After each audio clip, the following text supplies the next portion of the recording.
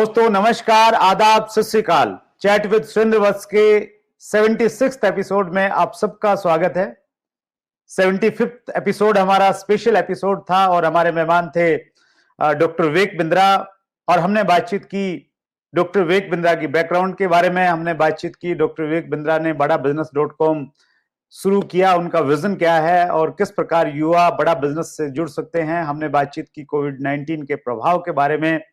लेकिन आज का ये एपिसोड बेहद खास इसलिए है, स्पेशली उन लोगों के लिए जो डायरेक्ट सेलिंग को लेके बहुत सीरियस हैं, जिन्होंने डायरेक्ट सेलिंग को लेके या तो करियर बना लिया है या बनाना चाहते हैं, लेकिन डायरेक्ट सेलिंग को लेके उनके जो बहुत सारे प्रश्न हैं, उन प्रश्नों के जवाब आज इस एपिसोड में उनको मिलने वाले हैं। सो बगैर विलंब के हम अपनी पिछली वार्तालाप को आगे बढ़ाते हैं और एक बार फिर मैं इन्वाइट कर रहा हूं डॉक्टर विवेक बिंद्रा को। सर, आपका बहुत बहुत स्वागत है हमारे इस अगले एपिसोड में। धन्यवाद mister Surendra, thank you very much, धन्यवाद। अभी एक और मुद्दा है सर करंट में, वो इंडिया चाइना को लेके जो इश्यूज हैं और जिस प्रकार की स्थितियां हैं, ये बार बार होता रहा है।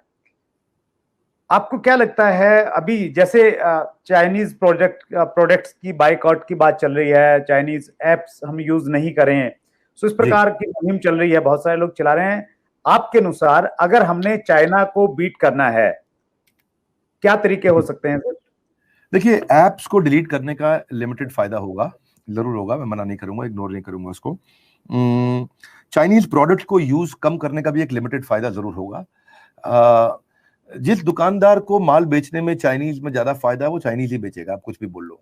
और जिस कंज्यूमर को चाइनीज प्रोडक्ट में ज्यादा फायदा है वो चाइनीज ही खरीदेगा, आप कुछ भी बोल लो। कंज्यूमर के पास ना एक्स्ट्रा पैसा है और एक रिटेलर या डिस्ट्रीब्यूटर या मैन्युफैक्चरर को पैसा कमाना है। तो मैं हाइपोथेटिकल सिचुएशन देने के बजाय और एक ऐसे ही नकली कहानी सुनाने के बजाय I like to give you real reason. Sir, आप एक कि रियल तरीका क्या है कि मेरे को consumer friendly affordable products create करने हैं और तभी हम चाइना को बीट कर सकते हैं। आज ट्रेड डेफिसिट बहुत मजबूत है, चाइना का इंडिया को एक्सपोर्ट बहुत ज्यादा है, इंडिया के चाइना को एक्सपोर्ट के मुकाबले। रीजंस क्या है? चाइना मास डंपिंग पे काम करता है, वो economies of scale, economies of scope और इकोनॉमीज ऑफ डेंसिटी पे काम करता है।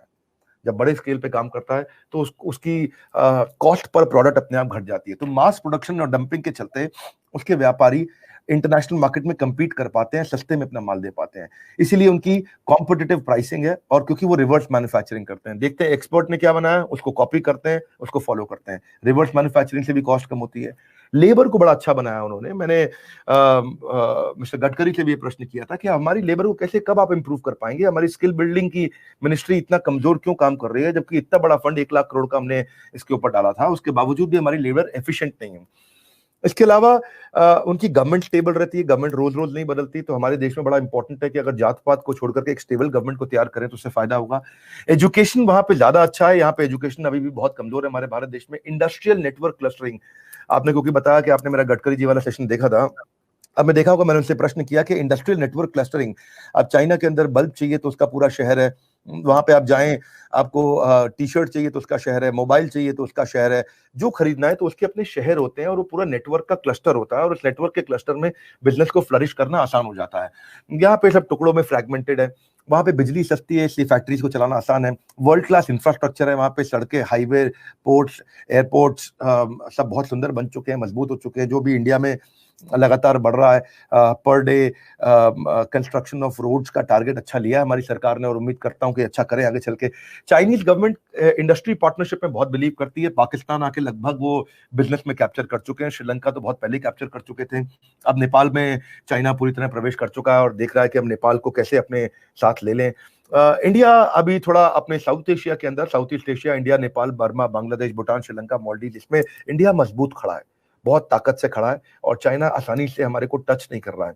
तो झगड़े चल रहे हैं और इंटरनेशनल लेवल पे जो हमारे रिलेशनशिप हमारी कंट्री ने क्रिएट किए हैं प्रधानमंत्री मोदी ने, तो उसका बेनिफिट एक अपने देश को मिल रहा है कि चाइना बहुत जल्दी से हाथ नहीं डाल रहा है और आसानी से हम उसको इन्वेजन करने भी नहीं दे रहे। तो मैं ये नहीं कहूंगा कि ऐप डिलीट कर देने से पूरा लाभ मिल जाएगा। पूरा लाभ तब मिलेगा जब आप ऐसा प्रोडक्ट और ऐसी सर्विस क्रिएट करेंगे, इतनी एम्प्लॉयबिलिटी क्रिएट कर देंगे जिससे मेरी पर कैपिटा इनकम चाइना के मुकाबले बढ़ जाए। ह्यूमन कैपिटल यहाँ बहुत मजबूत है हमारे देश में, डेमोग्राफिक डिविडेंड बहुत मजबूत है, यंग पॉपुलेशन है यहाँ पे, तो ना तेरा है ना मेरा है, ये हिंदुस्तान सबका है। अगर नहीं समझ नहीं समझी गई है बात तो फिर नुकसान भी सबका है। तो क्या कहते हैं कि मैन्युफैक्चरिंग सेक्टर को बहुत तेज ग्रो करना है, जहां से सारे जॉब्स मिलेंगे। Stem the root of corruption casteism में है। कास्टिज्म को अगर हम थोड़ा सा ठीक कर सके तो काफी फर्क आ जाएगा इससे। स्किलिंग पे काम करना चाहिए हमारे को। पर मैं इसमें एक बात बताऊंगा कि पीछे मैं बात आपसे कर रहा था कि बिजनेस में अडेप्टेबिलिटी बहुत इंपॉर्टेंट है। अडेप्टेबिलिटी का मतलब क्या हुआ, जैसे आपने अभी कोविड के बारे में क्वेश्चन पूछा। अब कोविड जितनी जल्दी आप फिजिकल से डिजिटल जाते हैं, चाइना में ये हुआ ना, अलीबाबा आने के बाद में वहां पूरा इकोसिस्टम बदला। तो मेरा एक भरतपुर में आईबीसी भी है, उसकी बेचारे की ट्रैवल एजेंसी थी और वो छोटा काम किया करता था बहुत, और मेरे ख्याल है उसका खर्चा हुआ करता था 1.25-1.5 लाख का। 4-5 एम्प्लॉइज थे उसके पास में, और वो 1.25-2 लाख रुपए का काम करता था, जिसमें 25-50 हजार रुपए उसको महीना बच जाता था। जैसे ही ट्रैवल एजेंसी का काम खत्म हुआ कोविड क्राइसिस के चलते, इमीडिएटली चेंज आया, और उसके बाद वो आईबीसी मॉडल पे हमारे उसने काम करना शुरू किया। इमेजिन करेंगे आप, मैं उसके रेवेन्यू चेक किए, उसने पहले महीने में 1.5 लाख, दूसरे महीने में 3 लाख, और तीसरे महीने में 3.25 लाख रुपए का रेवेन्यू मंथली करना शुरू किया उसने। क्यूमुलेटिवली तो बड़ा अमाउंट हो जाएगा। तो वो शायद इसीलिए हुआ क्योंकि डिजिटल टेक्नोलॉजी के साथ पार्टिसिपेशन बहुत इंपॉर्टेंट है। तो चाइना को बीट करने के लिए आपको टेक्नोलॉजी बिल्ड करना, अपने आप को डिजिटल बनाना है, तभी आप तेजी के साथ आगे जा सकते हैं। मतलब इमोशन से खाली काम नहीं चलेगा, इमोशन के साथ में हमें कुछ प्रैक्टिकल चीजें करनी पड़ेंगी, तभी दोनों चीजों का कॉम्बिनेशन होगा, तभी हम लोग बीट कर सकते हैं। इमोशन बहुत जरूरी है सर, लेकिन इंटेलिजेंट एक्शन चाहिए साथ में, केवल एक्शन नहीं, इंटेलिजेंट एक्शन चाहिए। अगर intelligent action with right emotion होगा तो वो एक्शन बहुत मजबूत हो जाएगा और सस्टेन कर जाएगा। That's great sir.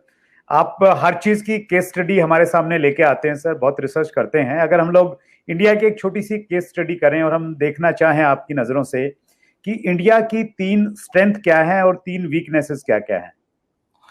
काफी सारी बता सकता हूँ, स्ट्रेंथ भी और वीकनेस भी। क्विकली समझते हैं। सबसे पहली स्ट्रेंथ क्या है इंडिया की? Human capital. हमारी जो पॉपुलेशन है, जो कंज्यूमरिज्म है, वो बहुत मजबूत है यहाँ पे। आप ये समझे, डेमोग्राफिक डिविडेंड के चलते हमारी 60% पॉपुलेशन आज यंग है। इसका मतलब क्या हुआ, लगभग 65 करोड़ लोग ऐसे हैं जिनकी उम्र 26 साल से कम है हमारे देश में। तो वो हमारी सबसे बड़ी ताकत है कि यूथ है हमारे पास में। अगर इस अपॉर्चुनिटी को समझ सके, यहाँ प्रोपेंसिटी टू कंज्यूम है, यहाँ लोग डरते नहीं है किसी से। अगर आप चाइना में जाएं, चाइना में कंजम्पशन, प्रोपेंसिटी टू कंज्यूम कम है। चाइना में, सिंगापुर में प्रोपेंसिटी टू कंज्यूम ज्यादा है। ये प्रोपेंसिटी टू कंज्यूम का मतलब मैं समझा देता हूँ साधारण भाषा में। मतलब ऐसा होता है कि पैसा कमाने के बाद खर्च करने में कोई पाबंदी ना हो, आराम से आदमी खर्च कर सके, जहां चाहे वहां खर्च कर सके। चाइना में ऐसा नहीं है। इंडिया में प्रोपेंसिटी टू कंज्यूम बहुत अच्छी है, जिसके कारण हमारे यहाँ आप देखते हैं कि रिसेशन का इम्पैक्ट ना 2008 के दौरान आया था और ना अभी कोरोना क्राइसिस के बाद रिसेशन का इम्पैक्ट आएगा। We will be fastest recovering economies amongst the capitalist economies in the world. सबसे तेज हम लोग ग्रो करेंगे, सबसे वापस तेज भी बाउंस बैक करेंगे। उसके कारण है, 4 कारण होते हैं, हमेशा ध्यान रखिएगा। मैक्रो बोलते हैं इसको, मैक्रो के 4 कारण होते हैं ये बढ़ाने के। 1700 की सदी के अंदर एक जेंटलमैन हुआ करते थे जिन्होंने इसके ऊपर किताब लिखी थी, और मेरे यहाँ जो मॉर्गन स्टैनले है, उसके जो मैनेजिंग डायरेक्टर सीईओ है, मेरे प्रोफेसर है। मॉर्गन स्टैनले, आपको बता दूं, ये एक इन्वेस्टमेंट बैंकिंग कंपनी है जिसका 11 लाख करोड़ का मार्केट कैप है। तो वो मेरे प्रोफेसर है और मेरे बड़े अच्छे मित्र भी हैं। मॉर्गन स्टैनले के मैनेजिंग डायरेक्टर रिदम देसाई, और रिदम देसाई से मेरी बात हुई तो उन्होंने, वहां पे हमने इस पे डिस्कशन किया कि 4 पॉइंट है। पहला पॉइंट क्या है समझ लीजिए। पहला पॉइंट है कि आपकी जो पॉपुलेशन है उसमें डेमोग्राफिक डिविडेंड आपके फेवर में है, यानी कि लोग यंग हैं यहाँ। दूसरी चीज कंजम्पशन यहाँ पे है। तीसरी चीज रीजनल एंटरप्रेन्योरशिप है, और चौथी चीज रीजनल इनोवेशन है। इनोवेशन पे हम अपने आप को आधा नंबर दे सकते हैं 1 में से, लेकिन अगर चारों चीजों को देखें तो टोटल नंबर हमारे 3.5 बनते हैं 4 में से। रीजनल एंटरप्रेन्योरशिप बहुत मजबूत है। कोई भी बिजनेस मॉडल दिखा दो, अपने गांव मोहल्ले में खोलने वाले लोग बहुत तेज होते हैं। दूसरा, खर्च करने में लोग यहाँ डरते नहीं है, खर्च करते हैं क्योंकि यहाँ किसी का दबाव नहीं है। इस देश के अंदर किसी को किसी से कोई डरने की जरूरत कभी भी नहीं है। यहाँ पे जिसका जो मन करे वो बोल सकता है, जिसका जो मन करे वो खा सकता है, जिसका जो मन करे वो पहन सकता है। और तीसरी चीज, क्योंकि जो चौथी मैंने बताया, पॉपुलेशन, कंजम्पशन, एंटरप्रेन्योरशिप, इनोवेशन, तो 4 में से 3.5 नंबर मिलने के कारण इंडिया अभी बहुत मजबूती पे है। पर यहाँ पे कई एरियाज हैं जिसपे काम करना चाहिए इंडिया को, वो मैं बता देता हूँ। जो कमजोरियां हैं जहाँ पे काम करना चाहिए वो है करप्शन। करप्शन को खत्म करने के लिए मतलब मैं क्लियरली बोलूंगा कि जंतर मंतर पे धरना देने का फायदा बहुत लिमिटेड होगा, ज्यादा फायदा कभी भी नहीं होगा। ये शोर मचाना से भी ज्यादा फायदा नहीं होगा। करप्शन खत्म करने के लिए आज आपको समझना पड़ेगा, हर 10 लाख लोगों पे हमारे देश में 20 जजेस हैं। अगर हम जस्टिस को तेज कर दें, हर 10 लाख लोगों पे 50 जजेस ले आए, तो और आज जो जजमेंट 10 साल में आता है वो अगर 2 साल में आने लग जाए, तो जो क्रिमिनल है वो कोई भी गलत काम करने से डरने लगेगा। आज यूएस में क्राइम कम क्यों है मिस्टर वत्स, कभी सोचा आपने? बड़ा सिंपल सा कारण है, यूएस में जस्टिस आपको 11 से 12 महीने में मिल जाता है। आदमी चोरी करने से, किसी को मारने से डरता है, उसको पता है कि भाई जो कोर्ट का डिसीजन है वो 11 महीने में आ जाएगा। हमारे यहाँ 84 के दंगे 84 में हुए थे, और अभी चर्चा हो रही है कि शायद केस चलाया जा सकता है इसके ऊपर या इसके ऊपर। तो हमारे यहाँ जस्टिस बहुत डिले हो जाता है, तो उस पर हमारे को काम करना जरूरी है। दूसरा एक है कि स्टेट को, राज्यों को अपने पीएनएल बनाने चाहिए। राज्यों को अपने पीएनएल बनाने चाहिए मतलब क्या है कि हर एक राज्य को प्रॉफिटेबल होना चाहिए, उसको अपने रेवेन्यू जनरेट करना और अपने खर्चों को निपटाना आना चाहिए, जैसे एक कंपनी को चलाया जाता है। तीसरा, क्वालिटी ऑफ फैकल्टी इंप्रूव होना चाहिए। सबसे अच्छी बात क्या है कि फैकल्टीज को इंसेंटिवाइज करो स्टूडेंट की परफॉर्मेंस के बेसिस पे। आज क्या मिस्टर वत्स, ऐसा है कि जो टीचर पढ़ाता है, बच्चा पढ़े या ना पढ़े, टीचर की तनख्वाह फिक्स्ड है। टीचर की तनख्वाह पे कुछ असर नहीं आने वाला, काम करो तो भी उतनी तनख्वाह, नहीं करो तो भी उतनी तनख्वाह।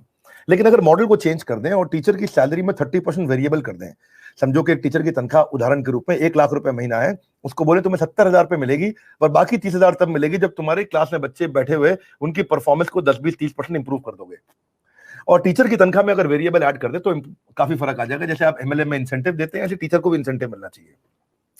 इसके अलावा गवर्नमेंट को पॉलिसी मेकिंग पे काम करना चाहिए, गवर्नमेंट को धंधा नहीं करना चाहिए। Government should not be, there is no business for government to be in business.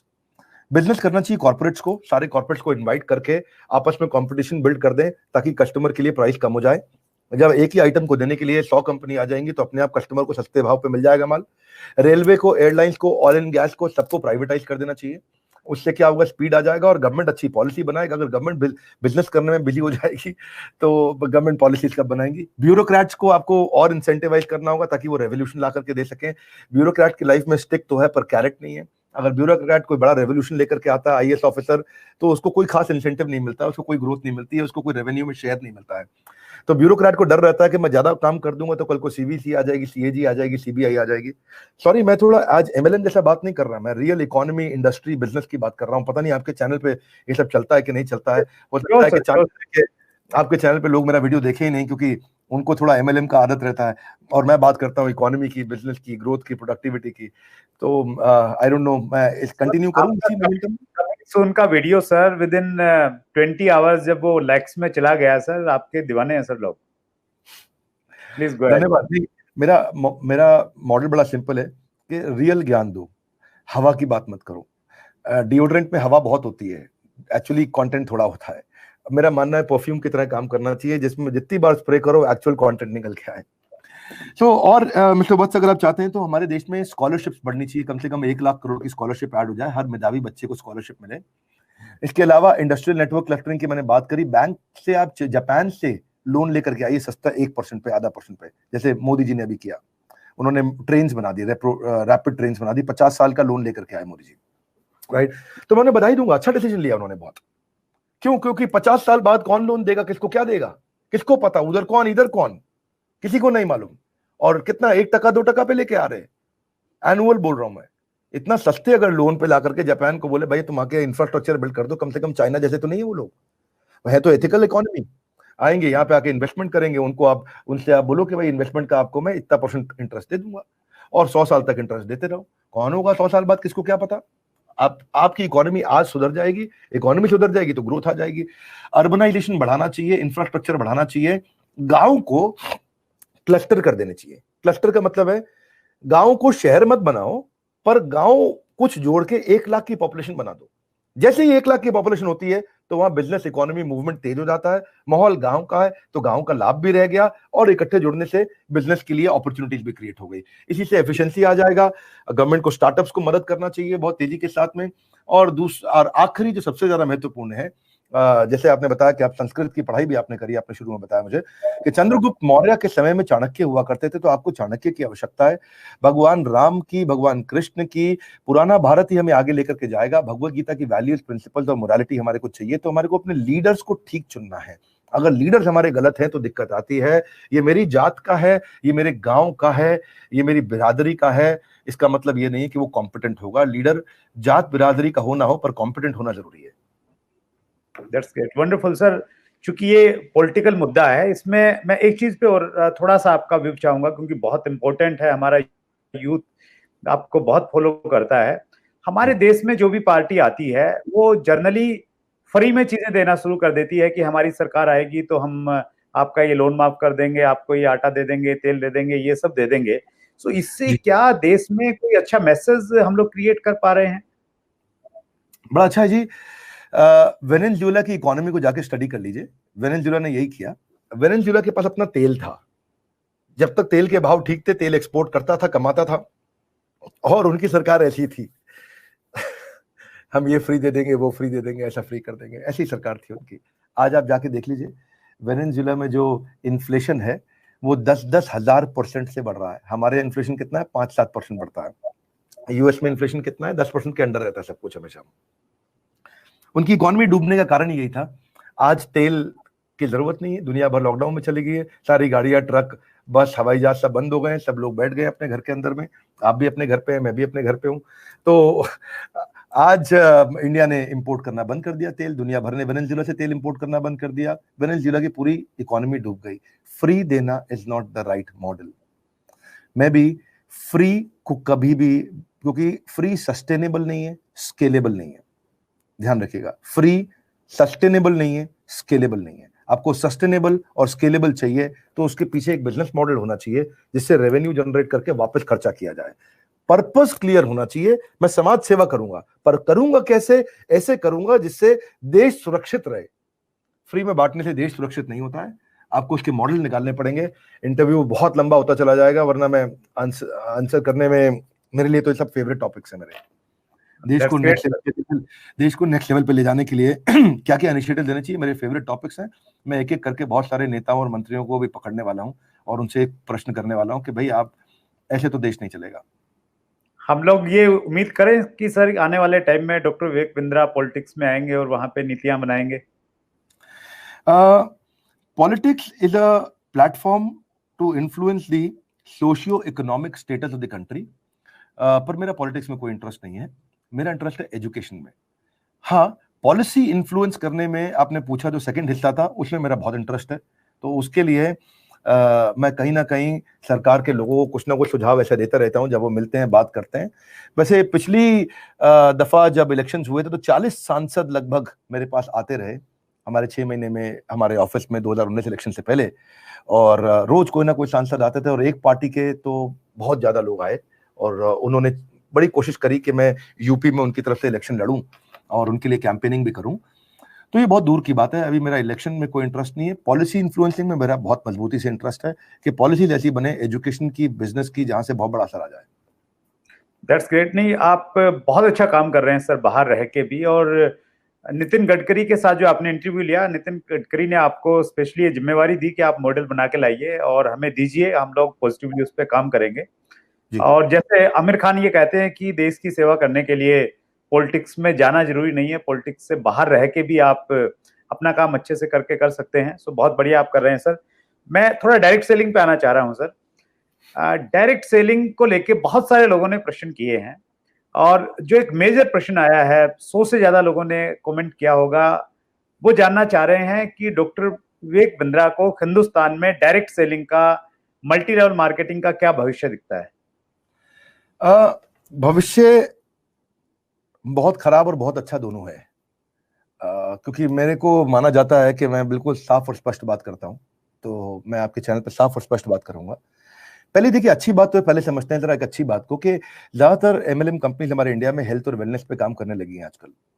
तो उनके रॉ मटेरियल भी एग्रीकल्चर से आते हैं, और एग्रीकल्चर को अगर आप बूस्ट क्रिएट करके देते हैं तो इकोनॉमी पे असर आता है। तो इकोनॉमी पे असर आता है तो एक बड़ा अच्छा कॉन्ट्रीब्यूटर होता है।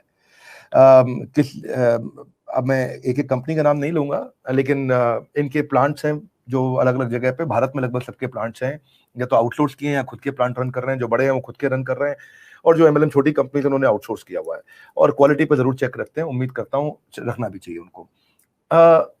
अच्छी बात यह है कि इससे एक तो एम्प्लॉयबिलिटी जनरेट हो रही है, पीपल आर अर्निंग मोर, हमारी पर कैपिटा इनकम पे बहुत इम्पैक्ट आ रहा है। और पर कैपिटा इनकम को समझे मिस्टर वत्स, तो यूएस की आज पर कैपिटा इनकम $63,000 की है, जर्मनी की इस समय $54,000 है, यूके की $45,000 है। ये टॉप 3 इकोनॉमीज हैं दुनिया की पर कैपिटा इनकम के दृष्टिकोण से। पर जहां वो 40, 50, 60 हजार से ज्यादा पर कैपिटा इनकम है, इंडिया की पर कैपिटा इनकम आज $7,600 है। और आप समझिए कि 7,000 से 70,000 का जो फासला तय करना है, उसके लिए एम्प्लॉयबिलिटी इंपॉर्टेंट है और बेरोजगारी दूर करनी है। वो बेरोजगारी को दूर करने के लिए एमएलएम का एक बड़ा कंट्रीब्यूशन है निश्चित रूप से। इसमें एमएलएम जिंदगी में दूसरा मौका देता है एक आदमी को, जो नहीं पढ़ पाया, जो काम नहीं कर पाया, जिसके घर पे पिताजी का बड़ा बिजनेस नहीं था। अगर आपके पास ना तो डिग्री, कोई कॉलेज की एजुकेशन थी, और ना पिताजी का बड़ा बिजनेस था, और आपको खुद ही करना है और आप अकेले पढ़ गए हैं, तो एमएलएम से शुरुआत कर देनी चाहिए। तो मैं ये तो एक अच्छी बात है कि ये आपको कुछ ना कुछ कमाने के लिए और कुछ ना कुछ सीखने के लिए अच्छे मौके देता है, एक पैसिव इनकम जनरेट करके देता है, आपका इकोनॉमिक स्टेटस इंप्रूव करता है। और अगर आपका प्रोडक्ट ठीक है तो कोई दिक्कत नहीं है। हमारे भी कुछ चैनल पार्टनर्स हैं जो हमारी ब्रांचेस को हैंडल करते हैं। मैं ये देख रहा था कि चेक किया कि मैंने हमारे यहाँ जो करोड़पति की रेंज में चैनल पार्टनर्स हैं, जो एक तो था आईबीसी तो 5 लाख 10 लाख 20 लाख रुपए कमा सकता है, लेकिन जो चैनल पार्टनर है, जो ब्रांच चलाता है, मुंबई देखता है, दिल्ली देखता है, छोटा शहर देखता है, एक उड़ीसा में जगह है भद्रक, वहां तक हम छोटे छोटे शहरों तक पहुंच गए हैं, वहां अपने ऑफिस खोले हैं। तो जो मेरा फ्रेंचाइजी मेरे साथ काम करता है, उन फ्रेंचाइजी में जो करोड़पति की रेंज में पहुंचे, उसमें से 60% लोग ऐसे थे जो एमएलएम बैकग्राउंड से थे। तो आप इमेजिन कर सकते हो ना कि एमएलएम कितना शेप अप कर पाता है एक आदमी को, उसकी इंटेलिजेंस को, उसके कॉन्फिडेंस को, उसके एक्सपीरियंस को, उसकी लर्नेबिलिटी को, उसकी सेल्स की कैपेबिलिटी को। तो एमएलएम दम देता है। बहुत बार ये होता है कि वो एमएलएम में सीखता है और फिर नेक्स्ट बिजनेस में चला जाता है, विच इज ऑल्सो गुड। तभी मैंने बोला कि मैं अपने बेटे को भी कहूंगा कि कुछ दिन एमएलएम में जरूर बता, कि जब तक तू धक्का खा के पिट के नहीं आएगा, तब तक तू सीख करके मजबूत नहीं होगा। उसके बाद उस लर्निंग को कहीं और इन्वेस्ट करना है तो जरूर करिए। तो आप हैरान होंगे कि जो मेरे 10 चैनल पार्टनर आज 1 करोड़ से ज्यादा रेवेन्यू कर रहे थे, जो उनका क्यूमुलेटिव क्वार्टरली रेवेन्यू है, उसमें से 60% एमएलएम बैकग्राउंड से है। तो अगर मैं ऐसे एमएलएम इंडस्ट्री को ये कमजोर नहीं कहूंगा। दिक्कत है, are you in a right organisation और अ रॉन्ग ऑर्गेनाइजेशन? आप कौन सी ऑर्गेनाइजेशन में है, आप सही कंपनी में है कि नहीं है? मतलब does that answer your question sir? Yes yes, that's great sir. मैं एक चीज और अपडेट करना चाहता हूं सर। हम लोग, चूंकि हमारा मेन जो चैनल की शुरुआत डायरेक्ट सेलिंग के लोगों को एक मंच पे लाने को लेकर रही है, तो हम लोग इस चैनल के माध्यम से भी लोगों में ये अवेयरनेस पैदा करते हैं, पैरामीटर्स बताते हैं कि सही को और गलत को आप कैसे चुने। और जो हमारा सिल्वर जुबली एपिसोड था सर 25th, उसमें हम लेके आए थे, गवर्नमेंट ऑफिसर हैं Mohammad Zakir Hussain, director consumer affair ministry, जिन्होंने गवर्नमेंट की जो गाइडलाइन बनी डायरेक्ट सेलिंग पे, उसका एक एक वर्ड ड्राफ्ट किया था। उनको हम इंटरव्यू में लेके आए, डिटेल में हमने चर्चा की कि डायरेक्ट सेलिंग की गाइडलाइन क्या है, क्या सही है, क्या गलत है।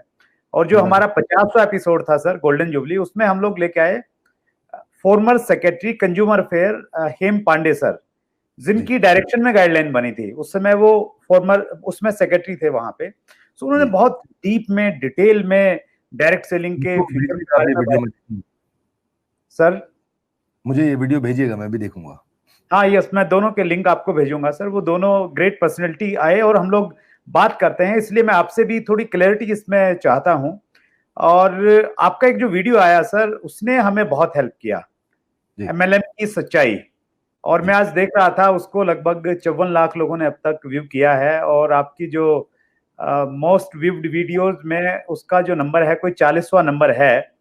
और मैं, मौका है हमारे पास में और कम्युनिटी है डायरेक्ट सेलिंग की, सो मैं रिक्वेस्ट भी करूंगा कि वो वाला पर्टिकुलर जो वीडियो है हम लोग डिस्क्रिप्शन में डालेंगे। और ये हमारी ड्यूटी बनती है, अगर हमारी इतनी बड़ी स्ट्रेंथ है तो वो वीडियो बहुत हेल्पफुल है, टूल है, सही और गलत को दिखाने का एक अच्छा माध्यम बन सकता है और विजन क्लियर कर सकता है। उस वीडियो को भी हम लोग 1 करोड़ में हम लोग जल्द लेके आना चाहेंगे, एज ए कम्युनिटी हम लोग टारगेट लेते हैं।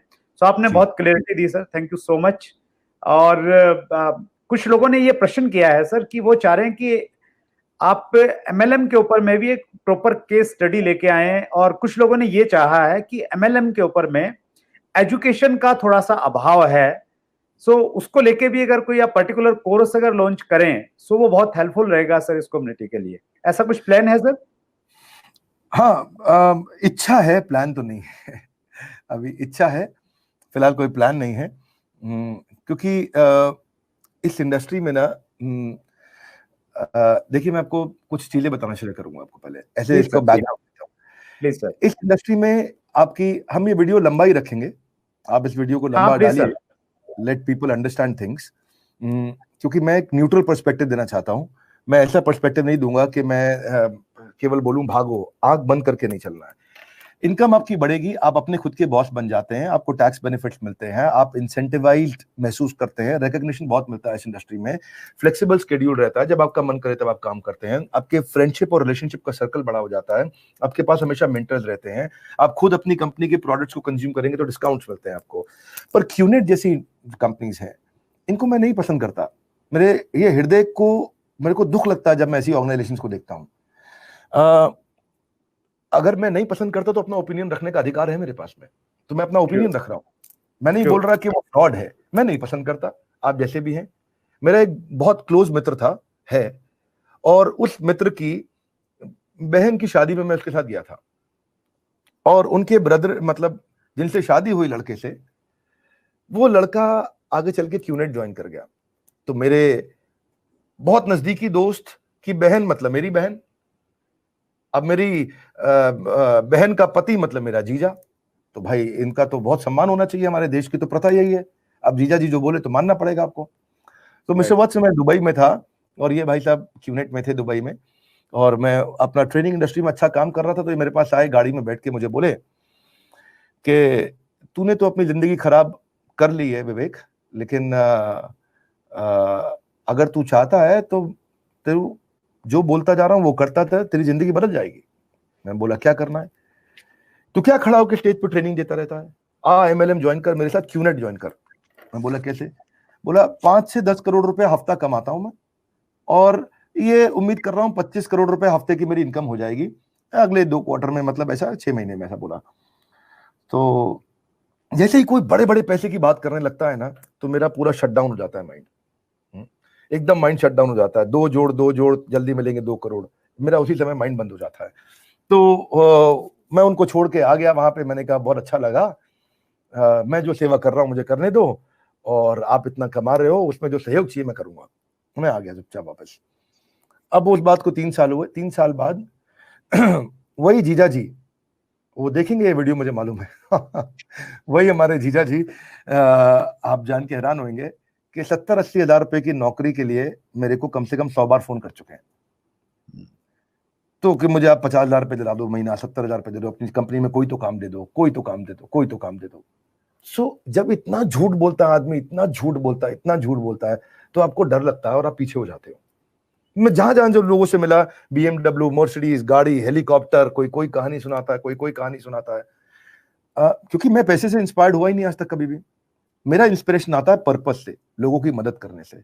पर्पस पे काम करेंगे, प्रॉफिट अपने आप आता है। प्रॉफिट पे काम करेंगे ना, पर्पस अचीव होगा ना प्रॉफिट मिलेगा। सरल सी बात है। और वो ही मेरे जीवन में एक, मेरे आप आसपास किसी हमारी कंपनी की किसी भी लीडर से मिल लीजिएगा, एक तो कोई हमारे को छोड़ के नहीं जाता, जो पहले दिन ज्वाइन किए थे आज तक हमारे साथ हैं, और वो आज हमारे साथ काम करते हैं। आप किसी से भी पूछिएगा, बताएंगे विवेक बिंद्रा कैसे आदमी है। मेरे को किसी ने कुछ कैश दे दिया था एक बार, बहुत बड़ा अमाउंट, कुछ मतलब लगभग 4-1 लाख रुपया कैश दिया था किसी ने कोलकाता में, टैक्सेबल अमाउंट था, पर कैश था मेरे पास में। अब मैं एयरपोर्ट पे 2 घंटा पहले पहुंच गया, कोलकाता एयरपोर्ट इंटरनेशनल एयरपोर्ट है। मैंने कसम खाली के 4 लाख रुपए खर्च कर दूंगा एयरपोर्ट पे मैं आज। पहली बार आपके माध्यम से अपनी पर्सनल स्टोरी बता रहा हूं, मैंने इतना पर्सनल स्टोरी डिस्कस नहीं करता प्लीज सर, आपके चैनल पे, पहली बार बता रहा हूं। 4 लाख रुपए मेरे बैग में पड़े हुए और मैं सोचा कि एयरपोर्ट पे खर्च कर दूंगा आज। अब वहां पे बड़े एक्सपेंसिव बैग के भी शोरूम है, एक्सपेंसिव जूतों के भी शोरूम है, जहां बैग 50 हजार रुपए का मिल रहा है, जूता 70 हजार रुपए का मिल रहा है, घड़ी 1.5 लाख की मिल रही है, 1 लाख की मिल रही है, गॉगल्स मिल रहे हैं महंगे आपको 40 हजार रुपए के, ऐसे बहुत सारे स्टोर्स हैं वहां पे। और मैं कहा कि आज जान लगाऊंगा, खर्च कर दूंगा। इमेजिन करो, मैं 1.25 घंटा हो गया, फ्लाइट का अनाउंसमेंट हुआ, जब मैं निकला तब तक मैं 1499 रुपए का खाली ईयरफोन खरीद पाया। मेरे लिए एक ही जगह खर्च करता हूं। मैंने सबसे ज्यादा खर्चा अपनी लाइफ में किताबों पे किया है। मेरी लाइब्रेरी आकर के देखिए, किसी दिन आपको इनवाइट करूंगा मिस्टर वत्स। इतनी किताबें हैं मेरे पास में, इतनी किताबें हैं तो मैं पैसे से इंस्पायर्ड नहीं हुआ, लोगों की प्रॉब्लम सॉल्व करने से इंस्पायर्ड हुआ, और इसी के चलते हमेशा रिक्वेस्ट करूंगा एथिकल एमएलएम कंपनी ज्वाइन करिए।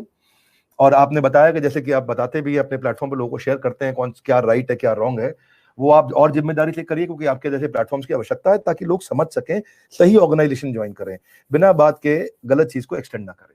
सर कलकत्ता में आप सिर्फ 1499 रुपए खर्च कर पाए, मैडम साथ में नहीं थे, मैडम होते तो 4 लाख कम पड़ जाते शायद। नहीं, वो और कम करती। अच्छा, वंडरफुल सर। ये तो मैं ब्रह्मचारी आश्रम का रहने वाला हूँ, जमीन पे सोया हूँ, चटाई पे रहा हूँ, चटाई पे सोता था, तकिया नहीं था, उबली सब्जी खाता था लंगर लाइन में बैठ करके। तो मेरे जीवन में मेरी पर्सनल इच्छा कोई भी नहीं है। आप मेरे को आके देखिए, मेरा रहन सहन बहुत सरल जीवन जी रहा हूं मैं ना कभी महंगी घड़ी नहीं खरीदी। लोग मेरे पास इसलिए थोड़ी आते हैं मेरे पास गाड़ी कौन सी है, लोग मेरे पास इसलिए आते हैं कि मैं उनको सिखा के आ सकता हूँ, बस उसी पे मैंने फोकस किया है। That's great, wonderful sir. आपने बहुत टचिंग अपनी स्टोरी और फीलिंग बताई डायरेक्ट सेलिंग को लेके, और ये एक विडंबना है सर, सबसे बड़ा दर्द, क्योंकि मैं इस इंडस्ट्री में 20 साल से पार्ट हूँ और एक ही ऑर्गेनाइजेशन के साथ में शुरू से जुड़ा हुआ हूँ, और ये कसम खा के जुड़ा था कि पैसा मुझे कभी अट्रैक्ट नहीं कर पाएगा, यहीं जीना है और यहीं मरना है। और ये देख के दुख होता है सर, जब यहाँ पे बहुत सारे लोग बहुत महंगे प्रोडक्ट लेके आते हैं और वैल्यू फॉर मनी नहीं रहता है, लालच और प्रलोभन लेके आते हैं। और हालांकि गाइडलाइन में सर अच्छी बात ये है, जो गाइडलाइन है कंज्यूमर अफेयर मिनिस्ट्री की, इसमें कुछ पॉइंट बहुत क्लियर हैं कि आपका प्रोडक्ट अगर वैल्यू फॉर मनी नहीं है तो आप इलीगल काम कर रहे हैं, और मनी सर्कुलेशन बैनिंग एक्ट 1986 के तहत आपके ऊपर में कार्रवाई हो सकती है। लेकिन उसके बावजूद भी कुछ कंपनियां हैं, हम लोग काम कर रहे हैं, और इसलिए आपने भी उसमें प्रकाश डाला। और मेरी आपसे पर्सनल रिक्वेस्ट है सर, ये बहुत बड़ा मुद्दा है डायरेक्ट सेलिंग। मैं डाटा आपके साथ में शेयर कर रहा हूं sir, world federation direct selling association का। डायरेक्ट सेलिंग का जो ग्लोबल टर्नओवर है सर, वो 1,92,000 मिलियन डॉलर का है 2017-18 का, और उसमें सबसे बड़ा पार्ट है अमेरिका का लगभग 35,000 मिलियन डॉलर, और इंडिया का पार्ट सर उसमें मात्र 1,518 मिलियन डॉलर है। यानी हम हेडरूम ऑफ ग्रोथ बहुत ज्यादा है अभी। हाँ, तो मतलब हम लोग सर 35,000 अमेरिका कर रहा है 32 करोड़ की पॉपुलेशन में, हर हम 130 करोड़ पॉपुलेशन के साथ में मात्र 1,518 बिलियन डॉलर कर रहे हैं। सो बहुत बड़ा वॉल्यूम की संभावना है। सो इस इंडस्ट्री को आप जैसे लीडर की आवश्यकता है सर, ताकि सही डायरेक्शन मिले। और मेरी रिक्वेस्ट है सर, स्पेशली आप इस दिशा में आप सोचिए मत, आप प्लान कीजिए सर। मैं इस पे एक वीडियो बनाऊंगा जहां पे ये जरूर शेयर करूंगा कि कौन सी कंपनी इस समय क्या कर रही है, अपना रिसर्च करके उसमें आपके भी इनपुट लूंगा मैं। और पर मैं सेल्स के ऊपर एक प्रोग्राम बना रहा हूं जो बहुत पावरफुल प्रोग्राम है, जिससे आप सेल्स को बिल्ड कर सकते हैं, मल्टीप्लाई कर सकते हैं। मैं आपको बताता हूं मैं थोड़ा क्यों स्टेप बैक किया एमएलएम इंडस्ट्री से पर्सनली, आपको पर्सनल फीलिंग शेयर कर रहा हूं। मतलब जब मैं फ्यूचर मेकर नाम की एक कंपनी थी, और वहां जाकर के मेरे एक दोस्त हैं आचार्य मनीष, वो रोज टेलीविजन पे आते हैं, 25-30 चैनल पे उनका शो आता है रात को, वो आयुर्वेदिक दवाइयां देते हैं, आचार्य मनीष बड़े पॉपुलर हैं। उनसे उन्होंने वहाँ कुछ उनका कुछ ट्रांजैक्शंस थे इनके साथ में, तो वो भी वहाँ थे। पर जैसे ही मैं उनसे मिला और उनको 5-7 क्वेश्चन किए, मैं इवेंट तो करके आया पर अंदर से बहुत दुखी था, क्योंकि इवेंट में कहीं ना कहीं उन्होंने मेरा फोटोग्राफ लगाया, मेरे को प्रमोट किया वहां पे, और आगे भी शेयर किया कि future maker doctor Vivek Bindra को लेकर के आए। सो चैलेंज ये था कि मैंने उसी दिन आचार्य मनीष को बता दिया था कि अगर ये कंपनी 1 साल से ज्यादा चली तो मैं बिजनेस करना बंद कर दूंगा। और वही हुआ फ्यूचर मेकर के साथ में, क्योंकि ये समय नहीं लगता आप समझने में। पहले समय लगा करता था मैं बस कोई बिजनेस मॉडल को समझने में कि वो कितना सस्टेन करेगा। अभी किसी को मेरे साथ बैठा दो, 4 क्वेश्चन पूछते ही मैं आपको बता दूंगा उसकी एग्जैक्ट प्रॉब्लम क्या है और कहां जाके फंसेगा वो। अब तो एक्सपर्टीज एक्सपीरियंस हो गया ना, हजारों बिजनेस देख लिए अब हमने। राइट। तो अच्छे लीडर्स आपको चाहिए, यूर राइट, मैं भी इस पे काम करूंगा। अच्छे लीडर्स के लिए आपको एक से नहीं कईयों से सीखना पड़ेगा। आपको डिसिप्लिन अक्षय कुमार जैसा बिल्ड करना है, आपको परफेक्शन की डिजायर आमिर खान जैसी लेके आनी है, आपको विनम्रता अमिताभ बच्चन जैसी लेकर के आनी है, आपको सेल्फ मोटिवेटेड दशरथ मांझी की तरह रहना है, विजनरी हमेशा वॉल्ट डिज्नी की तरह रहना है, जिसने बहुत साल पहले ही विजन क्रिएट कर लिया था। अपॉर्चुनिस्ट बिल गेट्स और स्टीव जॉब्स की तरह रहना है। ईमानदारी, एथिक्स आपको रतन टाटा की तरह बिल्ड करने हैं। बिजनेस की इंटेलिजेंस और शार्पनेस मुकेश अंबानी की तरह लानी है। इंटेग्रिटी लाल बहादुर शास्त्री जैसी हो। लॉयल्टी, मतलब जैसे एमएलए में लॉयल्टी बहुत जरूरी है क्योंकि लोग कंपनी बार बार छोड़ देते हैं। लॉयल्टी होनी चाहिए बैराम खान की तरह, जो अकबर के आर्मी चीफ थे। और लोगों की तारीफ करना, उनको अप्रिशिएट करना, ये नवजोत सिंह सिद्धू जैसा होना चाहिए। वो हर बात पे हंस पाते हैं, लोगों की तारीफ भी कर पाते हैं, उत्साह बढ़ा पाते हैं। करेज होना चाहिए, वो एयर होस्टेस थी नीरजा की जैसी। पॉजिटिविटी होनी चाहिए महात्मा गांधी जैसी। ऑप्टिमिस्ट होना चाहिए नेल्सन मंडेला, 28 साल जेल में रहे लेकिन तो भी ऑप्टिमिस्टिक थे। इनोवेशन होना चाहिए सुंदर पिचाई जैसा, जिन्होंने गूगल के सारे प्रोडक्ट बनाए। प्रेजेंस ऑफ माइंड होना चाहिए, फट से आंसर दे दे कपिल शर्मा की तरह, उसको वहां से वो सीख सकते हैं। सरदार पटेल से मजबूत कैरेक्टर सीखिए। पैशन आप सीखिए टाइगर श्रॉफ से, जैकी श्रॉफ के बेटे, क्या जबरदस्त पैशन है उनका। और लोगों का सम्मान करना और सम्मानित एक कैरेक्टर बिल्ड कर पाना नारायण मूर्ति और सुधा मूर्ति से सीख सकते हैं। बेसिकली एक लीडर और एक फॉलोअर में केवल सोच का अंतर होता है। लीडर, समझदार लीडर वही है जो और leaders of leading leaders create कर पाता है। मैं फिर से बोल देता हूं, असली लीडर वही है जो लीडर ऑफ लीडिंग लीडर, वो लीडर जो कई सारे लीडर्स को लीड कर सके, ऐसे लीडर तैयार करे, तभी आपकी एमएलएम की कम्युनिटी मजबूत होगी और एक्टिवेशन रेट तेज होगा। ये जो चीजें आपने बताई हैं सर, उनमें से मैक्सिमम चीजें अगर किसी एक व्यक्ति से सीखनी है तो वो डॉक्टर विवेक बिंद्रा से सीख सकते हैं, जिनमें लॉयल्टी भी है, जिनमें मोटिवेशन भी है, जिनमें रिस्पेक्ट रिगार्ड करना भी है, मजबूती भी है। आप रोल मॉडल हैं सर हिंदुस्तान के। और देखिए, इस देश में समय समय पे बहुत सारी पर्सनैलिटीज हुई हैं जिन्होंने देश को एक नई दिशा दी। और जो आपने प्रूव किया है सर, जो दिया है अभी, जो बानगी आपने दिखाई है, नो डाउट सर 2050 तक हिंदुस्तान की जो भी दशा होगी, उस दशा में, उस पॉजिटिव दशा में डॉक्टर विवेक बिंद्रा का बहुत बड़ा योगदान होगा। ये हिंदुस्तान महसूस करने लग गया है। धन्यवाद धन्यवाद धन्यवाद। Thank you so much sir. Leadership पे आते हैं हम लोग। हमने तो एक किताब पढ़ी, 7 habits of highly effective people by Stephen R Covey, लेकिन हम जानना चाह रहे हैं डॉक्टर विवेक बिंद्रा के अनुसार सक्सेसफुल लीडर्स की 7 आदतें कौन सी होती हैं? अभी तो मैंने बहुत सारी बता दी आपको, अक्षय कुमार से, आमिर खान से, रतन टाटा से, वॉल्ट डिज्नी से, मांझी से, लाल बहादुर शास्त्री से, बैराम खान से, मुकेश अंबानी, सुंदर पिचाई, नेल्सन मंडेला, गांधी, कितने सारे उदाहरण दिए, टाइगर श्रॉफ, सरदार पटेल, बहुत सारे दिए। नेचुरली सर आपको सीखना पड़ेगा। लीडर के लिए सबसे इंपॉर्टेंट चीज, अगर मैं फिर समराइज करता हूँ वो ये है कि लीडर को सही जगह से सीखने की क्षमता होनी चाहिए। लीडर असली व्यक्ति वही है जो कंटिन्यूसली प्रोग्रेस करे, जो कंटिन्यूसली प्रोग्रेस करे और अपने उदाहरण के द्वारा सिखाए। खासतौर से आपकी इंडस्ट्री के पर्सपेक्टिव में इंपॉर्टेंट क्या है? एग्जेम्पलरी होना। जितना ज्यादा leadership is not at its best when it is taught, it is at its best when it is caught. Taught मतलब सिखा के, कॉट मतलब देख करके। आप असली सीखते जो हो, वो जब आपको लोग देख के सीखेंगे ना, वो बहुत दूर तक सीखेंगे, बजाय कि इसके जब आप उनको दिखा के, बता के सिखाएंगे। तो इन्फॉर्म नहीं करना है, इन्वॉल्व करना है, अपने आचरण के द्वारा सिखाना है। श्रील रूप गोस्वामी चैतन्य महाप्रभु के शिष्य कहते थे, पहले आचार फिर प्रचार। तो पहले आचरण चाहिए, बाद में प्रचार कर सकोगे आप। दम आ जाएगा, उसमें ताकत आ जाएगी, क्योंकि वो रियलाइज्ड होगा। That's great sir. हम भी ये चीज बताते हैं, मेरी एक फेवरेट कोटेशन है कि बोल के सिखाना सबसे गलत और बुरा सिखाना है, करके दिखाना सबसे अच्छा और परमानेंट सिखाना है। बहुत खूब। That's great sir, wonderful. आगे हम लोग बढ़ते हैं सर, और हम लोग कुछ क्वेश्चंस को लेते हैं। पिछले दिनों एक घटना ने पूरे हिंदुस्तान को झंझोड़ के रख दिया, और वो था सुशांत सिंह राजपूत का अचानक इस दुनिया से चला जाना। और इस प्रकार की बहुत सारी घटनाएं होती रही हैं सर, हमारे देश में भी और दुनिया में भी। आपके पास में, आप स्पिरिचुअलिटी से भी जुड़े हैं और आप बिजनेस में एक बड़ा मुकाम है, लोगों को लीड कर रहे हैं। 0 कंपनियों से आपने बहुत बड़े प्रॉफिटेबल बिजनेस ऑर्गेनाइजेशन खड़े कर दिए हैं। सो एक आदमी सर सुसाइड जैसी का जब डिसीजन लेता है सुसाइड करने का, वो क्यों लेता होगा और उससे कैसे बचा जा सकता है सर? देखिए, सुसाइड जो है वो आंतरिक खोखलेपन को दर्शाता है।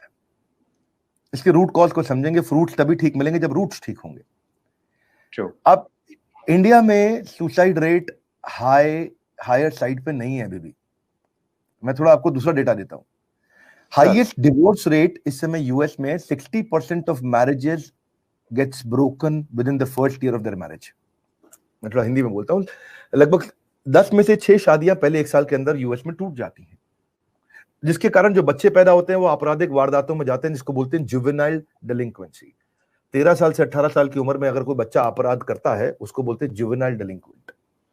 साइकाइट्रिस्ट की जरूरत सबसे ज्यादा यूएस में पड़ रही है। अगर आप देखेंगे कि more than 50% of Americans are visiting a psychiatrist at least once in a year. साल में एक बार कम से कम 50% अमेरिकन है जो किसी न किसी साइकाइट्रिस्ट के पास जाते हैं, इतना स्ट्रेस है उनको। और साइकाइट्रिस्ट इतना पेशेंट देख लेता है कि घर जाते वक्त वो दूसरे साइकाइट्रिस्ट के पास जाता है। So, आप ये समझें कि जो डिवोर्स हो रहा है इंडिया में और या सुसाइड हो रहा है इंडिया में, वो आ कहां से रहा है? खास तौर से सुसाइड में डिवोर्स की बात नहीं करूंगा। सुसाइड इसीलिए हो रहा है क्योंकि जो जहां जहां आंतरिक खोखलापन और रिलेशनशिप्स कमजोर हो रहे हैं, आप देखेंगे Bangalore is the number 1 suicide capital of our country. वही बैंगलोर, मुंबई और दिल्ली के अलावा आप देखेंगे तो देश में सुसाइड की खबरें आपको ज्यादा नहीं मिलेंगी। ऐसा नहीं कि हो रही है, मिल नहीं रही है। इंडियन सेट हो जाता है, इंडियन आदमी को तकलीफ नहीं है, उसे कुछ भी परिस्थिति में डालो वो एडजस्ट हो जाता है। इंडिया में आप समझो ना, मतलब मैं बहुत डिटेल में जाने की जगह बोलूंगा कि आप quickly answer and solution is कि बजाय के अमेरिकन को कॉपी करें, हमारी कंपनी में हम बिल्कुल अमेरिकन कल्चर को कॉपी नहीं करते। हमारी कंपनी में हम एक दूसरे को सर और मैम बोलते हैं, फर्स्ट नेम से बात नहीं करते आज भी। क्यों? कई बार जब शुरू में मल्टीनेशनल कंपनी से मेरे पास लीडर्स आते थे तो बोलते थे सर फर्स्ट नेम से बात करना चाहिए, राहुल, अभिषेक, गौरव ऐसा बोलना चाहिए। मैं बोला अब राहुल सर, अभिषेक सर, गौरव सर, अगर आपको ठीक लगे तो ऐसे बोलिए, नहीं लगे तो मैं आपको तो सर बोलूंगा, आपको तो धीरे धीरे उनको लगा यार ए विवेक सर हमारे को सर बोलते हैं करके, इतने जूनियर को भी, तो सबने बोलना शुरू कर दिया। मेरा आइडिया ये था कि अगर आपको अमेरिकन को कॉपी करना है तो पूरा कॉपी क्यों नहीं करते आप? बोले मतलब? मैंने कहा मतलब ये है कि अमेरिकन फर्स्ट नेम से बात कर रहा है, वो अपने पिताजी को भी फर्स्ट नेम से बुलाता है, वो अपनी माँ को भी फर्स्ट नेम से बुलाता है, वो अपनी माँ को भी बोलता है सिम्फिया, जॉर्ज, वो सीधा नाम से बुलाता है। आप भी जाकर के अपने पिताजी को बोलेंगे ए शाम यहां बैठ आके, बोलेंगे आप? और वो जाकर के वो 4 खराब शब्द भी बोल देता है, वो FUC, आप जानते हैं वर्ड, जो गंदा वर्ड है, वो भी बोल देता है अपने बाप को जाकर के, ऐसा बोल देता है, FUCU बोल देता है वो उनको। आप बोल सकते हो अपने पिता को गया के घर पे, वहां पे उनके कल्चर में, कल्चर पूरा कॉपी कर लो, 2 थप्पड़ पड़ेंगे पापा से, आपको अपने आप अकल आ जाएगी। बोले मतलब यही है कि जब आप पूरी तरह कॉपी नहीं कर सकते तो मत करिए। भगवान शिव नशा करते थे तो मैं भी नशा करूं, भगवान शिव ने तो कंठ में लहर भी धारण कर लिया, तो तुम भी धारण करके दिखाओ। भगवान कृष्ण ने रासलीला करते थे, मैं भी कर लूं। भगवान कृष्ण ने 7 दिन तक गोवर्धन पर्वत भी उठा, तुम भी उठा लो, तुम गोवर्धन पर्वत में उठा लो, थोड़ा कॉपी उठा लो बस, खाली एक कॉपी किताब रख लो यहाँ पे 7 दिन के लिए। कॉपी नहीं करना चाहिए ऐसे किसी को, अपनी वैल्यूज को समझे। चाणक्य पंडित, चंद्रगुप्त मौर्य, भगवान राम और कृष्ण का ये देश है जहां पे बहुत संस्कार सिखाए गए हैं। पिता की इतनी सी इच्छा पे 14 साल के लिए वनवास गए थे भगवान राम। ये देश हमारा देने के लिए देश है, हमें वैल्यूज क्रिएट करनी है दूसरों के लिए। यहाँ पे हम आई थिंक मैं ज्यादा एक्सटेंड नहीं करूंगा, वरना ये सब मेरे फेवरेट सब्जेक्ट है, मैं बोलते जाता हूँ। सुसाइड करना सर कोई भी करे, किसी भी परिस्थिति में करे तो क्या सही है? सुसाइड नहीं करेगा ना व्यक्ति, मजबूत जब हो जाएगा आंतरिक रूप से, जब राइट वैल्यूज बिल्ड करेगा, अमेरिकन को कॉपी नहीं करेगा, तो सुसाइड नहीं करेगा। और किसी भी परिस्थिति के अंदर सुसाइड करना गलत है। ये जो आपने प्रश्न पूछा उसका उत्तर तो यही है कि speak up before you give up. आप एक कैंपेन रन कर सकते हैं इसके ऊपर, speak up before you give up. दिक्कत आ रही है तो बोलो, बात करो, कह दो अपनी बात को। बहुत लोग हैं अभी आपको सुनने के लिए, यहाँ पे समय है देश में हमारे लोगों के पास में, पर आप बोलते नहीं, चुप रहते हैं। कोई फर्क नहीं पड़ता, जो तकलीफ आज है, आज से 10 साल के बाद याद भी नहीं रहेगी। मेरे को इतनी तकलीफें आई जीवन में, आज थोड़ी याद है मुझे उनकी, आज थोड़ी मुझे उनका दर्द हो रहा है। जिस समय तकलीफ आती है लगता है कि ये परमानेंट है, कुछ भी परमानेंट नहीं है। राइट। इतना सा कमजोर माइंडसेट, अगर इतनी सी ताकत ले आओ ना आप निकल जाएंगे आगे। इतनी सी कमजोर माइंडसेट के लोग हैं, अंदर क्या जा रहा है वो ध्यान रखना है। ये MLM के लोगों से सीखने को मिलता है। मल्टी लेवल मार्केटिंग के लोग लर्निंग एंड डेवलपमेंट पे फोकस करते हैं ना, इसीलिए मैं बहुत रिस्पेक्ट करता हूं उनकी। ये मजबूत हो गया ना, यहां से अंदर घुस के इधर जाएगा तो कोई नहीं रहा। सावधान इंडिया थोड़ी देखना है आपको। That's great sir. Biggest setback of your life and how you handle it? इसको थोड़ा अवॉइड करते हैं, बहुत सेटबैक की बात हो गया। अभी तो क्या है, when you get a setback do not sit back, only step back to bounce back.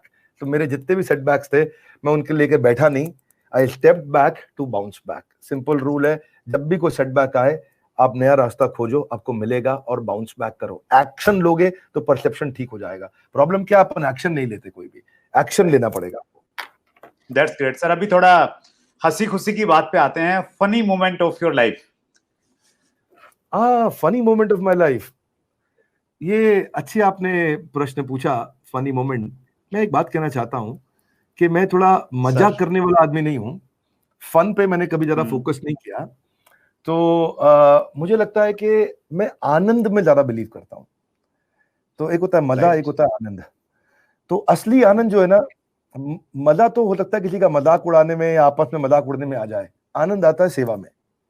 मैं आपको एक सबसे अच्छा मोमेंट बताता हूं। मैं जमशेदपुर में एक सांसद हुआ करते थे, अर्जुन मुंडा। ये बात है 2011 की। और जमशेदपुर के सांसद थे अर्जुन मुंडा। तो मेरे को किसी ने उनसे मिलवाया, तो उनकी वाइफ मीरा मुंडा और अर्जुन मुंडा को मैं थोड़ा भगवत गीता पढ़ाया, उनको समझाया, उनको भगवान कृष्ण के मंदिर भी ले गया। और हुआ ये कि अचानक समीकरण झारखंड में बदले। नेपाल, झारखंड, ये सब वो सरकारें हुआ करती थी जो हर थोड़े दिन में बदल जाती थी। तो झारखंड की सरकार दोबारा बदली, पता चला अर्जुन मुंडा मुख्यमंत्री बन गए। तो उन्होंने मुझे बुलाया स्वेरिंग सेरेमनी के लिए कि आइए आप रांची आइए, और बोले क्या सेवा कर सकते हैं। मैंने कहा मुझे अपने लिए कुछ नहीं चाहिए, दो काम करते हैं कि आप मिस्टर रतन टाटा से मुझे मिलवाइए, और जमशेदपुर जो आपकी कॉन्स्टिट्यूएंसी है वहां पे गरीब बच्चों के लिए मिड डे मील की एक सॉलिड किचन बनाते हैं। वो मान गए। उनका प्रोजेक्ट समझाओ। मैंने प्रोजेक्ट बनाया। मैं कहा कि इससे लगभग 15 करोड़ रुपए का दान लेंगे मिस्टर रतन टाटा से, और जमशेदपुर में प्रोजेक्ट बनाएंगे किचन का, मिड डे मील। सरकार 2.5 रुपए की सब्सिडी सेंट्रल गवर्नमेंट देती है, बाकी फंड रेजिंग हम करा देते हैं। और वहां पे 65,000 बच्चे, ईस्ट सिंहभूम बोलते हैं उस पूरे डिस्ट्रिक्ट को, ईस्ट सिंहभूम बोलते हैं। जमशेदपुर डिस्ट्रिक्ट नहीं है, वो उसका एक हिस्सा है डिस्ट्रिक्ट का। Right sir. तो मैं कहा कि मैं पूरा रिसर्च करके गया, पूरा केस स्टडी बनाया, पूरा प्रोजेक्ट तैयार किया। तो बोले आपका क्या इंटरेस्ट है। मैं कहा मेरा इंटरेस्ट है वो 65,000 बच्चे स्कूल चले जाएं पढ़ने के लिए, खाना खिलाएंगे स्कूल के अंदर, गरम गरम राजमा चावल रोटी सब्जी खिलाएंगे उनको। वो खुद भी खा के जाएंगे, अपनी माँ के लिए भी पैक करके लेके जाएंगे। तो माँ कहेगी अपनी बेटी को, बेटी स्कूल जा, खाना भी खा के आएगी, पढ़ाई भी करेगी। सरकारी स्कूल में पढ़ाई तो फ्री है, ये जो है जमशेदपुर में आपको खाना भी मिलेगा यहाँ पे स्कूल में। तो गरम गरम खाना भी मिलता है, पढ़ने भी जाती, साथ में पैक करके ले आती है। मम्मी भी राजमा चावल खाती है, उनको मजा आता है। तो हुआ ये, इससे लड़कियों का जो ड्रॉप आउट हुआ वो घट गया। तो पहले मैं आपको बता दूं, जब वो मुख्यमंत्री बने तो उन्होंने फिर मेरा प्रोजेक्ट देखा, उनको पसंद आया। उन्होंने कहा आपको क्या चाहिए। मैं कहा ऐसा करते हैं, इनको समझाते हैं। मैं टाटा ग्रुप में गया, उनके managing director CEO mister Ratan Tata, सबसे मैं मिला, उनको प्रपोजल दिया। मतलब उम्र मेरी कम थी, 2011 की बात है, तो समझो आज से 9 साल पहले, अगर मैं अभी 38 का हूं तो तब समझो मैं 29 साल का था। तो मैं जाके उनको समझाया। मैंने कहा कि ऐसा है, आपकी ना गाड़ियां लेंगे, एक सेंट्रल किचन बनाएंगे, वहां पे सारा खाना बनेगा, और टाटा एस और टाटा 407 आप ही की यूज करेंगे, महिंद्रा की गाड़ी यूज नहीं करेंगे। और उसके ऊपर बोर्ड लगा देंगे कि Jamshedpur adopted by Tata steel, feeding 65,000 poor children every day. वो दिन में 8 घंटे गाड़ी घूमेगी, तो आपकी ब्रांडिंग एडवर्टाइजमेंट भी होगी। जब तक वो गाड़ी रहेगी तो उस पर आपकी ब्रांडिंग होती रहेगी। और अगर आप ब्रांडिंग एडवर्टाइजमेंट का अगर खर्चा ले लें एक गाड़ी का, तो एक गाड़ी की कॉस्ट ही आपकी 1 साल के लिए उसके लगभग 4.5-5 लाख रुपए आपको कम से कम खर्च करना पड़ता है अपने एरिया के अंदर ब्रांड एडवर्टाइजमेंट करने में। 5 लाख की टाटा एस बन भी जाती है, और उसकी लाइफ है 7 साल, यानी कि आपकी 1 साल की एड के खर्चे पे 7 साल की एड हो जाएगी, और बाकी प्रोजेक्ट फ्री हो गया। तो उनको लगा यार ये लड़का बहुत तेज है, इसने जबरदस्त तरीके से पूरा प्रोजेक्ट समझाया। तो उन्होंने पूछा कि ऐसे पहले किचन बनाया है। तो हमने इस्कॉन के साथ मिलकर पहले भी ऐसे किचन बनाए थे। तो वो 65,000 बच्चों की फिर किचन बनी भी। मैं 15 करोड़ रुपए उनसे दान लेके भी आया, और वो किचन भी बनाई। आज भी 65,000 बच्चे खाते हैं। मैंने पहली बार तब कोई प्रेस कॉन्फ्रेंस अटेंड की थी। आज भी मेरे फेसबुक पे जो लोग जाते हैं, फेसबुक पे अगर आप 2011 की मेरी पर्सनल प्रोफाइल फोटोग्राफ्स देखेंगे तो अर्जुन मुंडा होंगे, टाटा ग्रुप के सारे लीडर्स होंगे, मैनेजिंग डायरेक्टर सीईओ होंगे, मैं होऊंगा, रिबन काट रहे होंगे, आपको सब दिखेगा। तो वो मेरे लिए एक बड़ा प्राउड मोमेंट था। तो मैं फन की जगह मैं सर्विस के मोमेंट में ज्यादा असल में आनंद लेता हूं। अभी लॉकडाउन में भी आपने सर बहुत सारा चैरिटी किया, दान दिया। मैं आपको बात बताता हूँ सुरेंद्र भाई, मैं दान चैरिटी तो बहुत सालों से ही कर रहा हूँ, पर मैं बता नहीं रहा था। हुआ ये कि अब हम इतना पब्लिक में आ गए ना, इतना लाइमलाइट में आ गए, तो अगर मिस्टर रतन टाटा की फोटो लगाते थे, देखिए इन्होंने इतना करोड़ रुपए दिया, अमिताभ बच्चन जी ने सलमान खान जी ने इतना डोनेशन दिया, इस सब लोगों ने इतना किया, दूसरों की तारीफ करते थे तो नीचे लोग कमेंट में लिखते थे विवेक बिंद्रा तूने क्या किया, तूने क्या किया। तो काफी दिन तक मेरी टीम के लोग बोलते रहे कि सर बता देना चाहिए, बता देना चाहिए, तो हम अवॉइड कर रहे थे। वो क्या कहते हैं ना, कार्यकर्ता असली वही है जिसका कार्य तो दिखे पर करता ना दिखे। पर यहाँ पे जैसे जैसे हम लाइमलाइट में आने लगे तो उसकी आवश्यकता बढ़ती चली गई। तो फिर हमने सोचा कि अब हमें इसको थोड़ा प्रोजेक्ट और पोजीशन कर देना चाहिए। पर ये समझ लेना चाहिए, मैं आपको बताता हूँ मिस्टर सुरेंद्र, मैं जो भी पैसा कमाता हूँ उसके 3 हकदार होते हैं। सर फिलॉसफी समझा देता हूँ, मैं जो पैसा कमाता हूँ उसके 3 हकदार होते हैं। उसका जो तीसरा हकदार है वो पहले नंबर पे होता है, पर बताता हमेशा तीसरे नंबर पे हूँ। पहले मैं पहले हकदार के बारे में बताता हूँ। उसका पहला हकदार है कंज्यूमर, जिसने मुझको पैसा दिया है तो मुझे उसको ऐसा प्रोडक्ट बना के देना है कि उसको उसका लाभ मिल सके। 3 हकदार हैं पैसे के, तो जो मैंने पैसा कमाया उसका एक बड़ा हिस्सा कंज्यूमर पे वापस खर्च कर देंगे, उसको ऐसा प्रोडक्ट, ऐसा कंटेंट, ऐसी टेक्नोलॉजी, ऐसी सर्विस बना के देंगे कि वो डिलाइटेड महसूस करे। उसका दूसरा हकदार है वो हमारी लीडरशिप, हमारे एम्प्लॉइज। तो वो पैसा मैं उनमें बांटता हूँ, उनको ईसॉप देता हूँ, कंपनी के शेयर होल्डर बनाता हूँ, उनको अच्छे इंसेंटिव देता हूँ। आपको जान के हैरानी होगी, पिछले 1 क्वार्टर में जो हमने एम्प्लॉइज को सैलरी, तो खैर किसी की काटने का मतलब ही नहीं होता, किसी को नौकरी से निकालने का मतलब ही नहीं उठता, नौकरी से तो निकालना बहुत दूर की बात है लॉकडाउन में। सैलरी किसी की कभी एक दिन आज तक जिंदगी में लेट नहीं होने दी हमने। पर हमने जो उनको इंसेंटिव दिए इस दौरान कोरोना क्राइसिस में, ये टोटल ग्रुप के की जो सैलरी कॉस्ट थी उसका 1/3 केवल सेल्स वालों को इंसेंटिव मिला, ओवर एंड अबव सैलरी। तो उन्होंने मेरे को पर्सनल वीडियोस बना बना के धन्यवाद किए कि सर हम इमेजिन ही नहीं कर सकते जहां लोगों की नौकरियां जा रही हैं और आपने हमारी तनख्वाहें 3-3 गुना इंसेंटिव के साथ में बढ़ा दी। तो मेन बात यह है कि पहला है हकदार कंज्यूमर, जो हमारा कंटेंट कंज्यूम करता है, प्रोडक्ट खरीदता है, एवरीथिंग अबाउट एंटरप्रेन्योरशिप ज्वाइन करता है। दूसरा हकदार है हमारे एम्प्लॉइज, हमारे लीडर्स। और तीसरे हकदार है वो कृष्ण, जिन्होंने बुद्धि दी, इंटेलिजेंस दी कंपनी चलाने के लिए। तो उनकी सेवा के लिए हम समाज की सेवा में इन्वॉल्व हो जाते हैं। तो 3 जगह मैं पैसा लगाता हूँ। मेरी अपनी तनख्वाह अगर मैं बताऊंगा तो हो सकता है आप चक्कर खा के गिर भी जाए। सर बताइए, थोड़ा सा मोटिवेशन मिलेगा सर, एक नई दिशा मिलती है आपकी हर काम से, हर कार्य से। मैंने पब्लिक में कभी बताया नहीं, लेकिन आज आज आपने पर्सनल बातें बहुत करा दी हैं। मैं केवल कंपनी से 1.5 लाख रुपए महीना तनख्वाह लेता हूं, जिसमें मेरा खर्चा सारा अच्छा सा निकल जाता है। पर मेरे पास में 1.5 लाख से ऊपर की तनख्वाह पे कम से कम 100 लोग हैं। मतलब समझिए 1-1 करोड़ के पैकेज वाले बहुत लोग काम करते हैं, जो मेरी टीम में काम करते हैं। पर मेरी जरूरत नहीं है पैसे की, तो मैं लेता नहीं। मैं ट्राई करता हूँ मेरी जो 90% इनकम है वो चैरिटी में देता हूँ। अपने पास 1.5 लाख रुपया इतना सफिशिएंट है कि मैं खुल के उसमें खर्च कर सकता हूँ, क्योंकि मैं खर्च कर नहीं पाता। जब खर्च करने जाता हूँ तो लगता है ये पैसा भगवान का है, ये समाज का है, ये एम्प्लॉइज का है, तो मैं अपने पे यूज नहीं कर पाता। मेरे ख्याल से ये ऐसा मैं नहीं है कि अपने मन को मार रहा हूँ या कोई कहानी सुना रहा हूँ। उसका एक ही कारण है, क्योंकि मैं वृंदावन में, गुरुकुल में, आध्यात्मिक जीवन जमीन पे बहुत समय बिताया। वो सबसे खुशी का समय था। वहीं से ताकत आई है, डिटैचमेंट आ गया। रैपिड फायर क्वेश्चंस कुछ तैयार किए हैं सर हमने आपके लिए, चलेगा। Thank you so much sir. Doctor Bindra की एक ताकत और एक कमजोरी। हाँ, ताकत और कमजोरी रैपिड फायर है। देखिए, मेरा मिशन है वही मेरी ताकत है, मेरा मिशन है वही मेरी कमजोरी है। मिशन क्या है सर?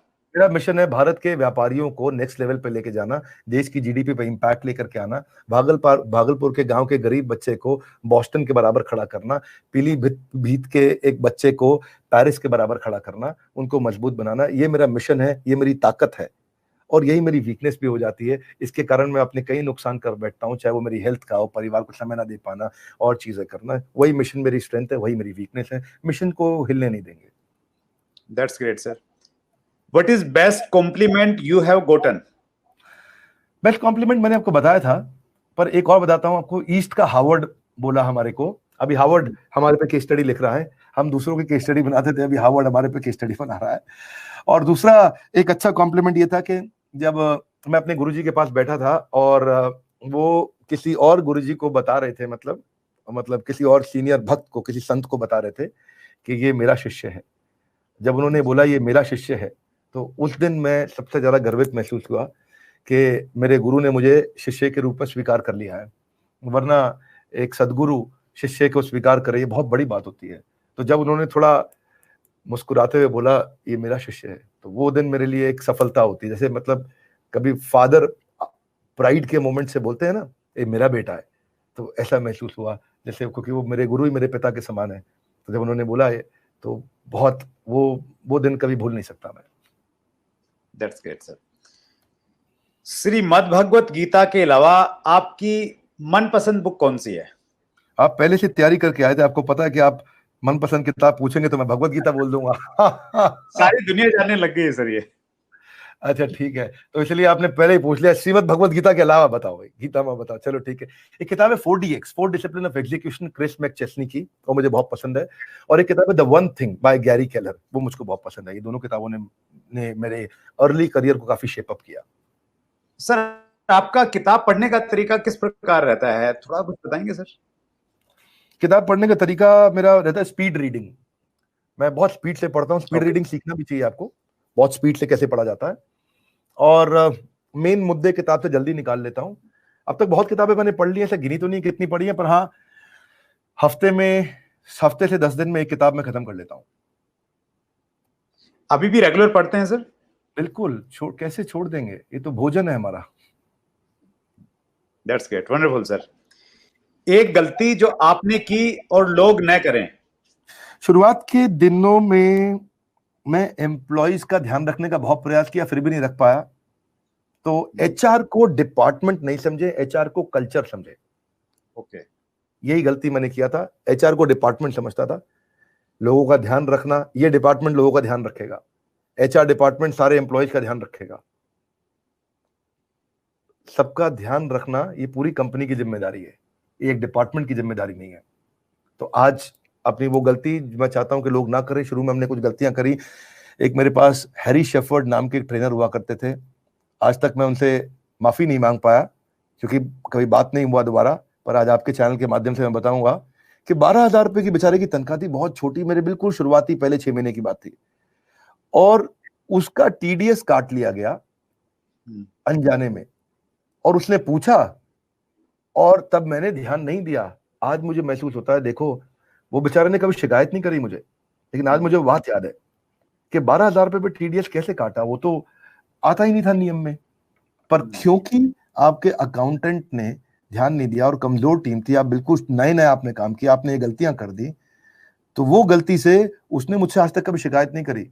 पर जब मुझे याद आता है तो मुझे आज भी उस बात का बहुत दुख होता है। एम्प्लॉइज का ध्यान रखना एक डिपार्टमेंट का काम नहीं है, ये पूरी ऑर्गेनाइजेशन का कल्चर होना चाहिए। ये गलतियां कभी नहीं की जानी चाहिए। That's great sir. भगवान अगर सामने आए और जल्दी से बोलें कि एक वरदान मांगो तो क्या मांगेंगे? अपनी सेवा में लगाए रखो। Wonderful, that's great sir. आपके गुरु या मेंटर कौन है और उनकी कोई एक सीख जो आप हमेशा याद रखते हैं? मेरे गुरु है परम पूजनीय हिज होलीनेस गोपाल कृष्ण गोस्वामी महाराज, और उनकी एक सीख मैं हमेशा याद रखता हूं। 2005 जनवरी नहीं, 2004 जून की बात है, मैं उनसे मिला था। मैंने बताया 10 जनवरी 2004 को मेरी जिंदगी बदली थी। 2004 जून का महीना था, बहुत गर्मी थी। दिल्ली में वेस्ट दिल्ली से साउथ दिल्ली मेरे गुरुदेव को जाना था, और मैं अपनी चाचा जी की एक गाड़ी थी इंडिका, टाटा इंडिका, उन दिनों चलती थी बहुत, वो लेके आया था। मैंने अपने गुरुदेव को रिक्वेस्ट किया कि आप जा रहे हैं साउथ दिल्ली, अगर आप मुझे परमिशन दें और आप मेरी गाड़ी में बैठना चाहें। अब इतने बड़े व्यक्ति को आप अपनी गाड़ी में बिठाने के लिए बोले, लेकिन गुरु विनम्र होते हैं बहुत, वो मान गए, ठीक है मैं आपकी गाड़ी में चलूंगा आज। तो मैं पूछा उनके सेक्रेटरी से, जो मतलब उनके साथ जो पर्सनल सेवक है, सेक्रेटरी तो आजकल की भाषा में बोलते हैं, जो उनके साथ सेवक है, उनसे पूछा कि कितनी देर में चलेंगे, मैं जरा डीजल भरवा लाऊं। बोला ना ना ना, निकलने वाले हैं। सुनिएगा, बड़ा सुंदर इंसिडेंट है। और मैंने कहा भाई डीजल है नहीं गाड़ी में, फटाफट भरवा के ले आता हूं। ना ना ना, निकलने वाले हैं। 15 मिनट निकल गए, वो नहीं निकले बाहर। अभी गुरुदेव अंदर ही थे, उनसे शिष्य आके मिले जा रहे थे। मैंने फिर पूछा उनसे कि कितनी देर में चलेंगे, 15 मिनट निकल गए। तो मैं 5 मिनट में डीजल भरवा के ले आऊंगा, गाड़ी में डीजल नहीं है क्योंकि उनको लेट हो रहा है बहुत। तो बोला मैं आपको बता रहा हूँ, बिल्कुल मत जाओ, वो निकलने वाले हैं, बाहर आ जाएंगे, फिर किसी दूसरी गाड़ी में चले जाएंगे, आपको मौका नहीं मिलेगा। तो मेरे को टेंशन बढ़ते जा रहा था कि गाड़ी में डीजल नहीं है, उनको लेट हो रहा है, ये मुझे भरवाने नहीं दे रहे। और फिर करते कराते वो तो 1.25 घंटे के बाद निकले, तब तक मैं बाहर ही खड़ा रह गया। अब वो आए, गाड़ी में आकर के बैठे, बोलो चलो विवेक बिंद्रा, आज आपकी गाड़ी में जाएंगे। अब मैंने गाड़ी स्टार्ट करी, गाड़ी में डीजल था नहीं। अब मुझे स्ट्रेस ये हो रहा था कि वेस्ट दिल्ली से साउथ दिल्ली जाना है, मैंने उनके सेक्रेटरी से पूछा कितनी देर में पहुंचना है, बोले 20 मिनट में पहुंचना है। अब रास्ता है 50 मिनट का, 20 मिनट में पहुंचना है, उनको लेट हो रहा है, कैसे पहुंचे, क्योंकि वो पहले ही 1.25 घंटा लेट चल रहे हैं अपने शेड्यूल से। मैंने गाड़ी तेज चलाई, मैं बार बार एसी बंद कर रहा था गाड़ी का कि डीजल कम खर्च होए। जून का महीना था। अब मैं कहा कि अगर एसी चला के रखूंगा और डीजल ज्यादा खर्च हो जाएगा, अगर मैंने गाड़ी रोकी और डीजल भरवाया तो हो सकता है गुरुदेव नाराज हो जाए और लेट हो जाऊंगा मैं। तो बहुत स्ट्रेस था। मैंने अपने गुरुदेव की तरफ चेहरा घुमाया, मैंने उनसे पूछा कि गुरुदेव एसी चालू रखूं कि बंद रखूं? तो मुस्कुराए और मेरी तरफ देखे, बोले सर्दी गर्मी सुख दुख मान अपमान का मुझ पे कोई असर नहीं पड़ता। उनकी बात मुझको याद रह गई कि अपने आप को इतना मजबूत बनाओ कि सर्दी गर्मी सुख दुख मान अपमान का आप पे असर ना पड़े। तो वो ऐसे लेसन्स अगर आप किसी अच्छे व्यक्ति के साथ रहते हैं तो आपको सीखने को मिलता है। तो मेरे को लगता है मैं कुछ ज्यादा पर्सनल हो गया हूँ, आपको इतनी सारी पर्सनल स्टोरीज अपनी बताई, मैंने कहीं नहीं बात करी इतनी। Thank you so much sir, यार बहुत अच्छा लग रहा है sir. Best critic line? Best critic line सबसे ज्यादा मुझे, अगर कभी ऐसा हुआ है कि जब बड़ी बेइज्जती करी गई हो जिसको बोलते हैं, या क्रिटिक ढंग से स्ट्रांगली किया गया हो, ऐसे तो रोज आता है यूट्यूब पे, आपके भी नीचे कमेंट आएंगे, यहाँ भी लोग बुराई करेंगे, कुछ अच्छा भी बोलेंगे कुछ बुरा भी बोलेंगे। जो बुरा बोलेंगे उनसे सीखेंगे, जो अच्छा बोलेंगे उनको धन्यवाद करेंगे। तो पर ये बात है 2012-13 की। एक विजय नाम के ट्रेनर हुआ करते थे दिल्ली में, साउथ दिल्ली में, अभी भी हैं। मैं उनकी कंपनी में नौकरी मांगने गया था, 2011-12 की बात है, और उन्होंने रख भी लिया नौकरी पे 2012, हाँ, और 2012 राइट, रखा भी नौकरी पे। पर वो उनकी पत्नी और उनकी पत्नी की फ्रेंड ये सब मुझे बोला करते थे ये ट्रेनर नहीं बन सकता, तो कभी ट्रेनर नहीं बन। तो मैंने कहा कि एक मॉक सेशन में लेके दिखाता हूँ, आप लोग बैठिए, मैं ट्रेनिंग का सेशन देता हूँ।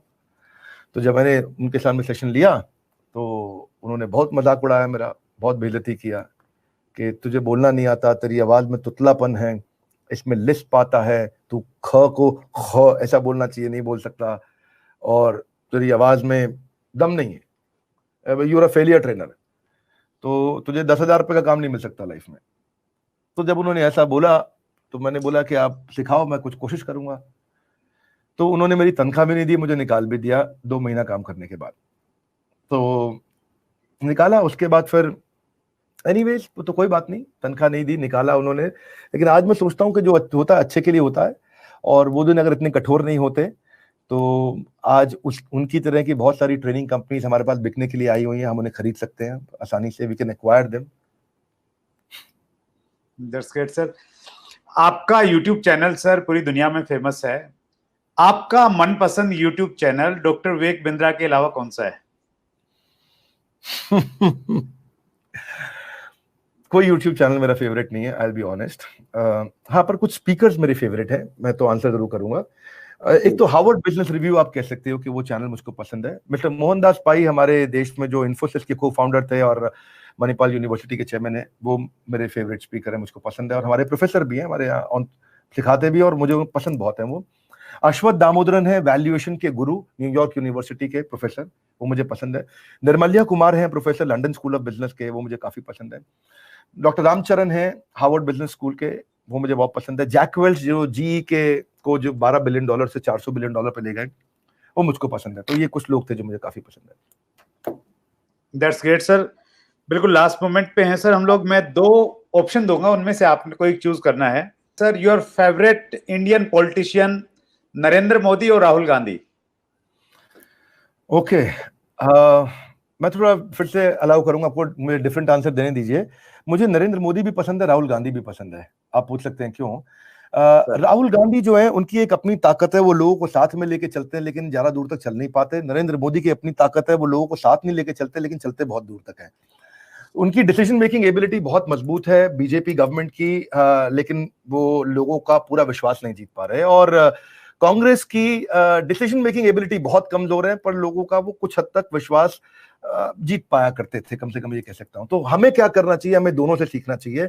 हमें बीजेपी गवर्नमेंट की स्पीड और डिसीजन मेकिंग सीखनी चाहिए, और कांग्रेस की हमारे को लोगों को साथ में लेके चलने की और जोड़ने की क्षमता सीखनी चाहिए। That's great sir. सबसे ज्यादा लर्निंग यूट्यूब से की जा सकती है या बुक से? दोनों से की जा सकती है, आपके ऊपर निर्भर करता है कि आप किससे सीखना पसंद करते हैं। इंडिया का नंबर 1 दुश्मन आप किसे मानते हैं सर, पाकिस्तान या चाइना? इंडिया का नंबर 1 दुश्मन इंडिया ही है। अच्छा, हम खुद अच्छे हो जाएंगे तो फिर हम लोग सबसे शक्तिशाली बन जाएंगे। और इधर है चाइना पाकिस्तान, कोई नहीं देखेगा। जिस दिन इंडिया अंदर से मजबूत हो गया, जिस दिन हमने यहाँ पे लर्नेबिलिटी एजुकेशन पे काम कर दिया, कौन सा दुश्मन दिखता है? कभी आजू बाजू नहीं देखना चाहिए। दुश्मन पे फोकस करने की जगह अपनी ताकत अपनी इतनी बढ़ा देनी चाहिए कि दुश्मन टच थोड़ी करेगा फिर आपको। That's great sir. Last question है, which life was better, as a monk और as a CEO? As a CEO बड़ा बिजनेस और as a monk, the life better वो सर्टेनली एज ए मॉन्क। जब मैं ब्रह्मचारी था वो सबसे अच्छा जीवन था। जब मैं शेवन हेड था, धोती कुर्ते में रहता था, साधारण जीवन जीता था, मोबाइल लैपटॉप कुछ अखबार था नहीं और भिक्षा मांगने का जीवन था, वो सबसे अच्छा जीवन था। वही जीवन का लक्ष्य भी है, और उस लक्ष्य को बड़ा और पूरा करने के लिए badabusiness.com एक माध्यम है। इसके माध्यम से हम उसको और अच्छे से और उस संस्कारों को, उन सेवाओं को और अच्छे से पूरा कर सकेंगे, जो उस समय अकेले मैं नहीं कर सका था। अब शायद कलेक्टिवली देश की कम्युनिटी के साथ और अच्छे तरीके से अचीव कर पाऊंगा। That's great sir. मैं एक घटना आपसे जरूर शेयर करना चाहूंगा सर। ये मेरे पास में एक बुक है। एक प्रोग्राम था सर दिल्ली में 5-6 मई 2018 जी, 2 दिन का ही प्रोग्राम था। जिस ऑर्गेनाइजेशन में मैं हूँ उसने आयोजित किया था, उसमें आप थे। सो उसमें 5th को तो मेरा ट्रेनिंग प्रोग्राम था वहां पे, और मैंने एक बड़ा अच्छा प्रेजेंटेशन दिया रिलेशनशिप के ऊपर में। और 6th को आपका प्रोग्राम था सर, आप आए और दैट वाज वंडरफुल प्रोग्राम। तो बीच में जो लंच ब्रेक हुआ, उस लंच ब्रेक में हमने रिक्वेस्ट किया जो ऑर्गेनाइजर थे कि अगर विवेक सर से थोड़ा सा अगर 1 मिनट की बातचीत हो जाए और एक सेल्फी वेल्फी ले लें तो हम लोग बहुत अच्छा रहेगा। तो उन्होंने बोला कि चलो मैं कुछ जुगाड़ बिठाता हूँ। उन्होंने बोला कि चलो ठीक है मैं करता हूँ। तो उन्होंने बोला कि आ जाओ। तो हम आपके वैनिटी वैन के पास में गए, और मिसकम्युनिकेशन क्या रहा कि आप उसमें लंच कर रहे थे। तो हम लोग बाहर, मई का महीना, गर्मी का, दिल्ली में तालकटोरा स्टेडियम की बात थी, तो हम लोग बाहर खड़े रहे 10-15 मिनट तक। तो 10-15 मिनट तक खड़े रहे गर्मी में, और हम भी अचीवर, वहां के बड़े अचीवर। सो अंदर से थोड़ा सा एक ईगो हार्ट हुआ। तो हमने बोला कि नहीं नहीं, अब हम लोग नहीं लेंगे। फिर वो आए, बोले नहीं अब डॉक्टर साहब फ्री हैं, कम्युनिकेशन गैप हुआ कुछ, और अब आप चलिए। मैंने कहा नहीं नहीं, अब हम नहीं लेंगे। लेकिन सर आपकी वीडियो को मैं सुनता आया हूँ और पूरा हिंदुस्तान ही सुनता, उससे एक मोटिवेशन मिला। और जिस दिन हमने चैनल स्टार्ट किया, एक सपना था, बहुत बड़ा था कि एक दिन डॉक्टर विवेक बिंद्रा जी से हम लोग मिलेंगे, इंटरव्यू शूट करेंगे। वो आज पूरा हुआ सर। और कहीं ना कहीं हम लोग बहुत रोमांचित हैं, बहुत इमोशनल थी हमारी पूरी की पूरी टीम। आपने समय दिया। हालांकि हमारी संख्या बहुत बड़ी नहीं है सर, हमारे सब्सक्राइबर बेस की अगर हम बातचीत करें तो हम बहुत छोटा सब्सक्राइबर बेस है। लेकिन आप जैसी पर्सनैलिटी की शायद महानता यही है कि आप उस संख्या में नहीं जाते। एक बार फिर हृदय की गहराई से बहुत बहुत धन्यवाद। धन्यवाद। मैं यही कहूंगा आपसे कि इस अपने चैनल को बहुत आगे बढ़ाइए, बहुत आगे लेके जाइए। जैसा कि मेरा फिलॉसफी है, मैं इतनी दूर आया हूँ यहाँ रहने के लिए नहीं, और आगे जाने के लिए। Always remain dissatisfied with your last success. आप और बड़े बड़े लोगों को लेकर के आइए, बुद्धिमान लोगों को लेके आइए जो और लोगों को सिखाएं। धन्यवाद सुरेंद्र वत्स जी। पिछली बार सेल्फी मिस हो गया, अभी आपको हम घर बुलाते हैं, इनवाइट करते हैं, आपके साथ लंच डिनर करते हैं, अच्छे से सेल्फी लेंगे और कई सेल्फीज लेंगे आपके साथ। धन्यवाद इनवाइट करने के लिए, अपने सारे दर्शकों से बात करने का मौका देने के लिए। मुझे लगता है मैंने दिल से आज कई ऐसी बातें कर दी जो मैं नहीं करता था कभी भी। तो ये आपके चैनल पे मैं शायद कर पाया। आपसे मिलके, हमारे साथ जुड़े रहने के लिए, वर्ल्ड का नंबर 1 एंटरप्रेन्योरशिप यूट्यूब चैनल बनाने के लिए आप सबका हृदय की गहराइयों से विनम्रता पूर्वक, प्रेम पूर्वक बहुत बहुत धन्यवाद। Thank you so much sir. So ये था हमारा एपिसोड नंबर 76, जिसमें एक बार फिर हम डॉक्टर विवेक बिंद्रा से मिले और हमने बहुत सारी बातें की। स्पेशली हमने डायरेक्ट सेलिंग को बहुत अच्छे से कवर किया। और ये जो एपिसोड है, ये क्विज कॉन्टेस्ट वाला एपिसोड है। डिस्क्रिप्शन में लिंक आपको मिलेगा जिसमें आप एक क्विज मिलेगा जिसमें 5 क्वेश्चंस हैं, और उन क्वेश्चंस के अगर आप सही जवाब देते हैं तो आपको एक बुक मिल सकती है। और उसके लिए कंडीशन ये है कि जो सही विजेता होंगे, जो सही जवाब देंगे, उनमें से हम लोग एक ड्रॉ निकालेंगे, और जो भाग्यशाली 10 विजेता होने वाले हैं उनको हम लोग एक बुक देने वाले हैं, आपके हर सवाल का जवाब, जिसमें 25 शानदार लीडर्स के इंटरव्यू आपको मिलेंगे। इनविंसिबल पब्लिशर्स के द्वारा ये बुक भेंट की जाती है। और जो हमारा अगला एपिसोड है, एपिसोड नंबर 77, 77वां एपिसोड, ये भी एक बेहतरीन एपिसोड होने वाला है, क्योंकि एक और बहुत बड़ा नाम उस दिन हमारे बीच में होंगे, और वो होंगे डॉक्टर उज्जवल पाटनी।